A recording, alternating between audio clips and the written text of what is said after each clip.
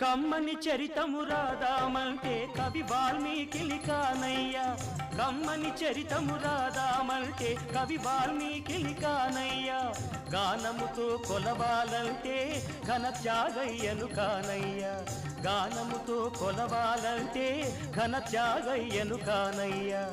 ఆశతో కోవెల కడదామంటే తహసీల్దారును కానయ్యా. ఆశతో కోవెల కడదామంటే తహసీల్దారును కానయ్యా. ఆఖరికి మనసిద్దామంటే అది ఏనాడో నీదయ్యా. ఏమయ్యా